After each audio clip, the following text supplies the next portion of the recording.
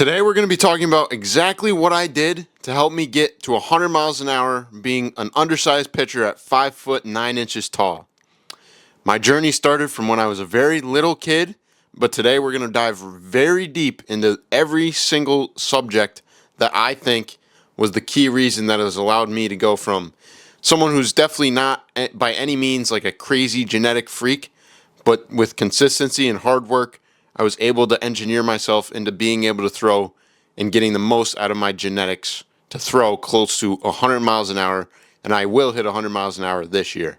So my best ever is 99.8 miles an hour as of right now, and these are the steps that I think allowed me to go from an average subpar level pitcher for my age to being a pitcher that was reaching premier levels of velocity and had pretty good stuff before I ended up getting injured. If you want to know more about that, be sure to go over to my channel and check out my story. It's all on there. But today we're diving extremely deep into every single aspect. I broke it down into 10 different subjects that have allowed me to reach 100 miles an hour. So number one is mechanics. Personally, I always had a few things in my mechanics that were limiters, and I had a few things in my mechanics that were outliers. From a young age, I always had a very good arm action. That was one thing that I definitely was blessed with. I very often would be one of the hardest throwers on my team naturally, but certainly not to the point where I would be capable of throwing 100 miles an hour. So he would put me at third base. Obviously, if you play third base, you have a decently strong arm. And my arm action was very compact, clean, and I was able to throw pretty hard. So that aspect was good. But I had I would say actually three very bad mechanical things that I needed to work on. And over time, I've gotten better and it has allowed my velocity to skyrocket. The first one was my lower half patterning. So with my lower half, I was very jumpy off my backside. And basically what that means is instead of my hips rotating like you would when you hit, or if you watch basically any high velocity big leaguer out there, their hips rotate before their upper body turns. It's called hip to shoulder separation. And if you extend off that backside instead of your hips rotating, so it's just straightening out your leg, this is a term that people that are on the lower level of baseball refer to as pushing off the rubber. It's not going to be very efficient. It's going to cause issues down the line with either hip pain, back pain, front leg, knee pain could happen as a compensation aspect, as well as just not being as efficient for mechanics.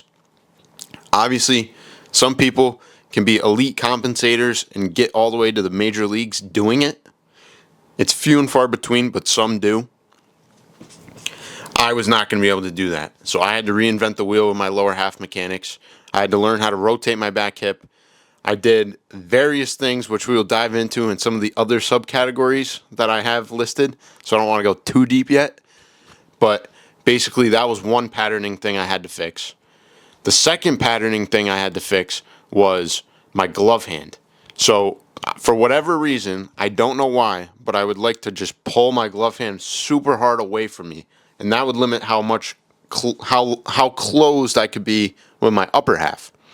So pulling that to the side, pulling it straight down, and not really getting it up was causing strike issues, as well as not allowing me to throw as hard as I potentially could. So that was the next thing that I worked on, was my glove hand, sticking it out straight, pointing it towards the catcher, just sort of getting it more up, level with my shoulder line, helped a ton. And then the last one was my head. I would pull my head to the side. I don't know why, but it seems to be pretty common in undersized players that they like to yank their head. I notice it with kids I coach currently, as well as myself. I always would yank my head, because just like wrenching my head thinking it's going to get me more speed, which in most cases it didn't. I still have a habit of doing this here and there, but I've gotten a lot better at it, and I think this assists in me being able to throw harder. So that is step one, mechanics. Those were my big low-hanging fruits that I needed to make adjustments with my own mechanics.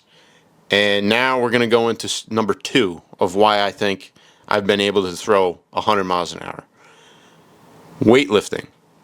So there's a lot of different aspects to weightlifting that are important. It's not just going to the YMCA, lifting 2 times a week with your buddies and hitting arms. You have to put a lot of focus on lower half strength. So basically what my thing would be is I would do squat, bench, hip thrust, deadlift, reverse lunge, and bent over row, and pull-ups, and Nordic hamstring curls with a bunch of accessories 3 times a week. I would do this thing called progressive overload, where every week you slowly increase the weight. So it's like either 5 to 10 pounds increasing every week, every other week, whatever that may be, and slowly going up over time. I swear by it completely. I think it's the best thing I ever did. I'd be doing 3 to 4 sets of all those lifts every time. The lifts would be like 3 hours long, but I was so dedicated that I wanted to make it happen. I did that from the age of 14 all the way through right now. I'm still doing it to this day. I just love that workout. I feel super strong, very just like ready to go through my day every time I do these lifts. And I swear by it. I think although the time investment, and now I'm a little older, not exactly completely playing at the moment, it's a little different for me, but being so locked in on what you have to do with strength improved my strength tremendously. And I swear by doing that progressive overload mentality, being consistent in the gym. You can't be on and off. You got to be, if you're in there, you're devoted. You got 3 times a week. You do it full body lifts 3 times a week, and you slowly increase. And over time, it just compounds. And that's where you get the serious benefits of that hard work over time. I personally think that at a certain point, I got to weights where it was like I don't really have to go up anymore. And I started to teeter off into doing more power specific instead of trying to push the envelope. Like, I think if I kept the trajectory I was on, I'd probably be way too far into like powerlifting right now. Like, if you kept a 5-pound increase every day or every week from when I started to now, I should be technically doing like 900-pound squat, 900-pound deadlift, 900-pound whatever, benching probably 500 at this point. Just in terms of like time, if I was to increase 5 pounds every time, eventually you reach a point of diminishing returns, and you'll know when that point is, as long as you have the right people around you to help you and advise you on that. So that's my recommendation. I don't think at a certain point, like I think once you get about 500 deadlift, about 500 pounds on a squat, above 225 on bench, maybe in that 225 to 315 range, somewhere in there, you're pretty much good on how much strength you need. Now it's a matter of volume, making sure you're up to par with the workload you're going to be doing. So like for me, that means I'm doing like higher amounts of sets, same amount of reps, higher sets with whatever weight that is. And I'm working on just trying to be as explosive as possible and training my body to be ready for the demands of 100 pitch outings, so that you're ready for 100 reps of explosive, full force movement. And I think that was a big piece for me because I noticed in high school especially, like that was really the last time I'd been going really, really deep into games. And in like 6th, 7th inning, I would be throwing my absolute hardest. Like beginning of the game, I would not be throwing as hard as the end of the game. And I attribute a lot of that to the weightlifting that I was doing. So now we're going to go on to number 3, plyometrics. I am not exactly the most nimble on my feet, but doing a bunch of different plyometrics, explosive work, trying to jump through the roof, broad jump as far as I can, doing running long jumps, all that sort of stuff has helped me tremendously. Just becoming more athletic, more aware of how my body moves, operates, and just how I move in space, which also helps with the mechanics, the proprioception that your body gets going after you do a bunch of plyometrics. You're moving side to side, quick bursts of energy, different directions, changing those directions. All is extremely beneficial. I think that there's got to be a mix of what you do. You don't want to just do the same ones all the time. Sometimes go have fun, go try to dunk a basketball. Sometimes you got to be doing agility stuff. Sometimes you got to be doing hops laterally, hops vertically, hops horizontally. So that's the next thing that I would recommend. I did these probably long before I started weightlifting. I'd say about 11 years old, I started doing plyometrics. And the next one we're going to touch on, which is medicine ball throws. I'd been doing plyometrics and medicine ball throws from 11 all the way to 14. And I think that that was extremely beneficial for me for learning how my body moves, like I had said about the plyometrics, but also for developing rotational power. Developing rotational power, I think, is something that's extremely underrated in baseball. A lot of people try to be like, oh, it's your arm, oh, it's your legs. But just being able to rotate through the core and accelerate energy through that part of the throw, that part of just accelerating your body, which you learn through med balls, is something that I think is overlooked. And I definitely program a ton of medicine ball work for my kids, and I program it a ton for myself as well. I'd been doing that since 11, and I think the compounding interest of doing all those medicine ball reps over time really paid off in the end for me and has allowed me to be kind of more, like, if you watch me throw, it seems like I'm fast twitch, but when I first started, I was certainly not fast twitch. And I attribute a lot of that to being so focused on the medicine ball work, incorporating it into my lifts, having days where I strictly focus on medicine ball work to practice my proper movements for my mechanics. All that adds up, and I very much so think that is a crucial piece to becoming better at baseball in terms of velocity optimization. The next thing is sprint work. I think that practicing how sprinters operate is a way to improve not only your mechanics and your speed, but it's another thing you can do to preoccupy yourself so you're not overthinking about pitching mechanics. Like, if you can try to practice learning how to run properly, doing a bunch of running drills, practicing all the different lengths of runs, timing those, trying to go faster than you possibly could by using like dynamic resistance bands to pull you forward, and then having the air, what are those called? The parachute things behind you when you run. All that sort of stuff is extremely beneficial. I think that sprint work is something that's very underrated in baseball. A lot of people just say, oh, don't run poles, just do sprint work. But you need to be able to do sprint work that's efficient. You don't want to just say run as fast as you can and the kid doesn't really get better. You want to treat it like they're learning how to be an Olympic level sprinter. You do all the drill work, you do all this stuff. It's only going to help with all the athleticism they're building as a player. And I attribute a lot of my success to that as well. I think the sprint work that I've developed, I've worked on, just learning from people that do Olympic level sprinting, watching their drills, doing all that sort of stuff. Am I anywhere close to them? Absolutely not. But just trying to do it helps so much. That brings us to our next one. Personally, I'm a pretty competitive guy, I'd like to think. And I think that kind of setting goals is the next most important aspect to this. If you're doing all this training, there's got to be something behind it to keep you on the right path. At least for me, I think that goal tracking, developing new goals, obviously at a certain point you reach the cap, but always trying to strive for excellence in whatever you're doing.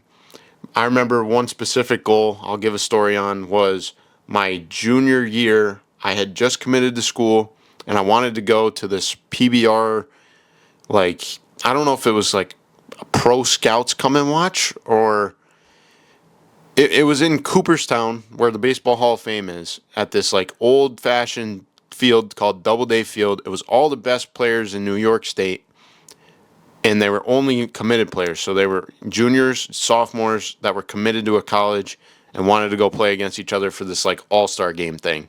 And I was like, I gotta go to this. I really want to do it. And the year prior, I had thrown 85. So my goal was, I signed up for this thing in like February, and I wanted by July to be hitting 88. I had like an up and down season to that point. I did pretty well statistically, but my velo was kind of fluctuating. I was like, sometimes I'd be 84, 86. Other times I'd be 80, 83. Like, it was up and down a little bit. And I was like, all right, I know I can hit 88 by that time. The week before, I hit 86 and threw a no-hitter. I was feeling super confident. I get to the event, I was 86 to 88. And then I remember vividly that drive home, I was like, I'm going to hit 90, 92 by next year. And then sure enough, I blew that out of the water early in the year. And I was like, I'm going to hit 95. And I hit 95. And it's just not only the fact that you say it, but it's something that you remember as you're training. Like, there were so many times that I would be doing something and I'd be like, I don't want to do this, right? And then sure enough, the next second, I remind myself, you got to throw 95. You're going to do it. And whether that was eating food, whether that was training, like, this food's going to help me throw 95. This 3 extra reps is going to help me throw 95. That just helped me keep going and believing and remaining a high level focused competitor through it all. That was my biggest takeaway from that one. The next thing, number 7, was shifting my perspective. Obviously, over time, perspectives change as you grow as an individual. I'm experiencing perspective shifts all the time. Everybody experiences them. But in terms of baseball and what has allowed me to throw 100 miles an hour is just being hungry and changing my perspective, because I clearly could have been like, all right, I'm the best kid on my team. I don't have to keep working. And I don't know if I'm phrasing it perfectly right, but I'm the best kid on my team. I'm throwing 88.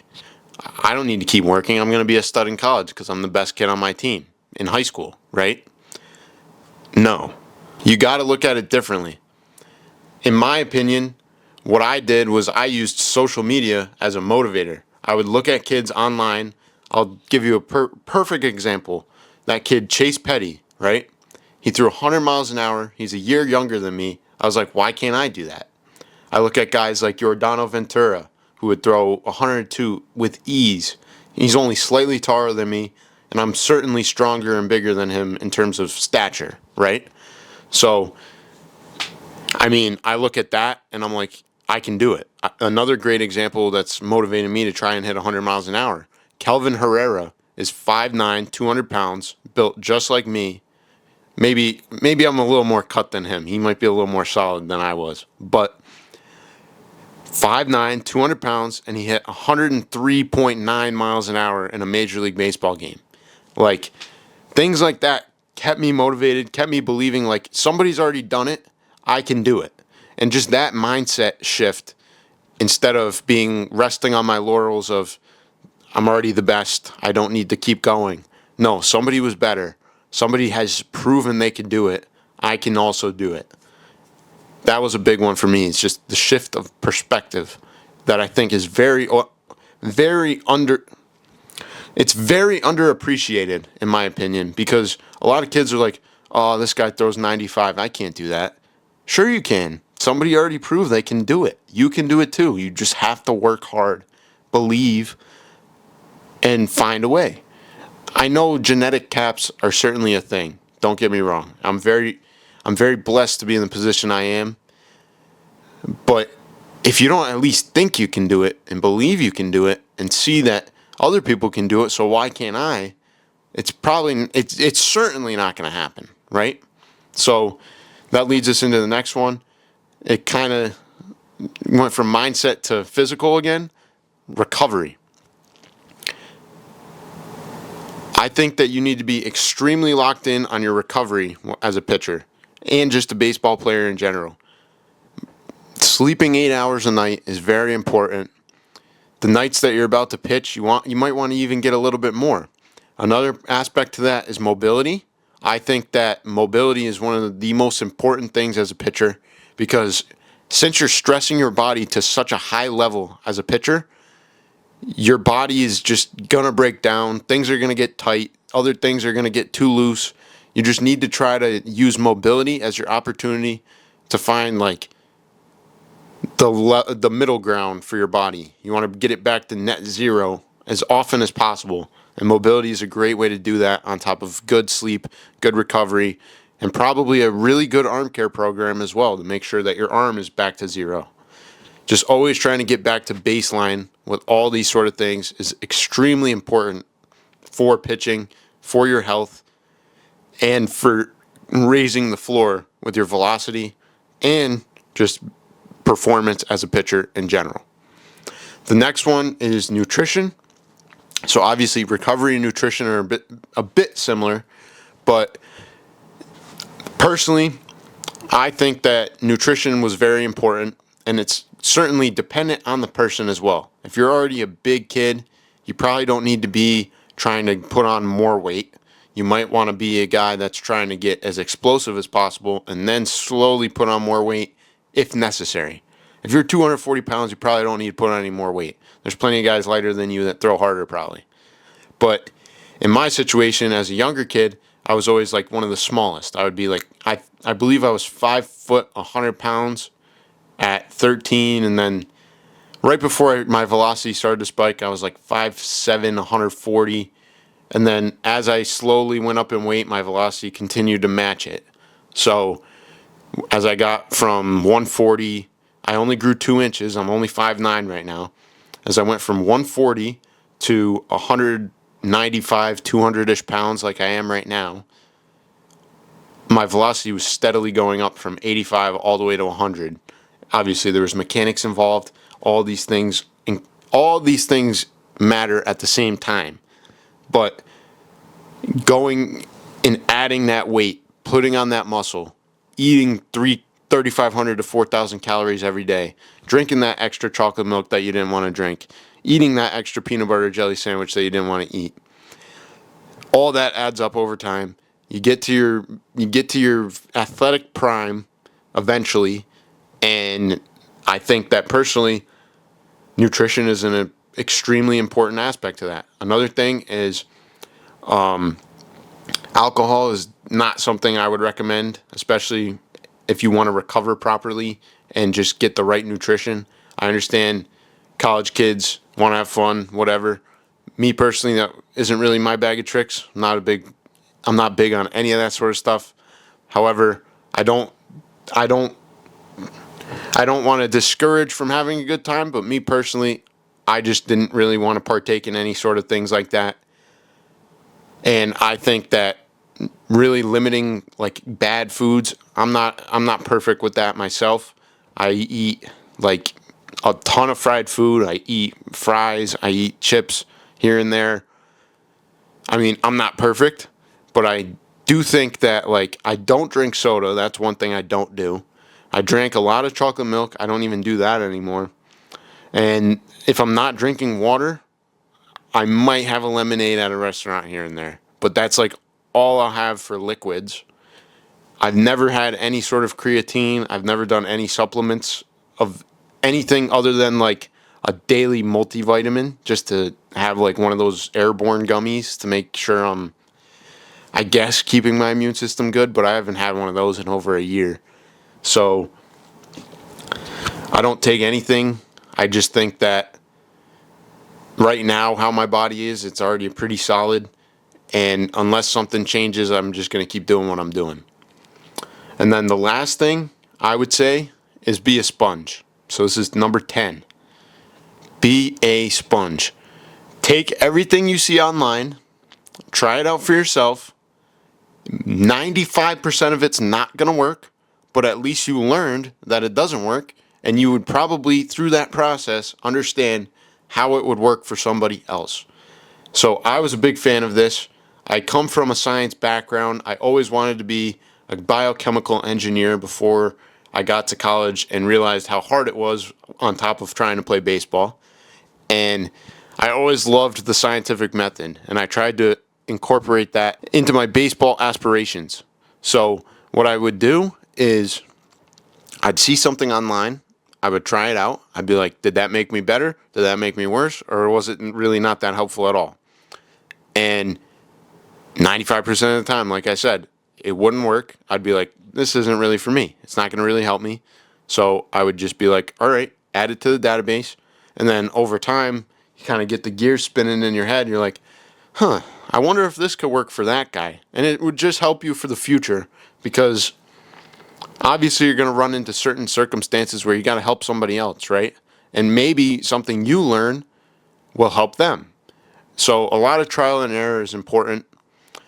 I would recommend going more that way than trying to be, oh, I can't do this, this, and this.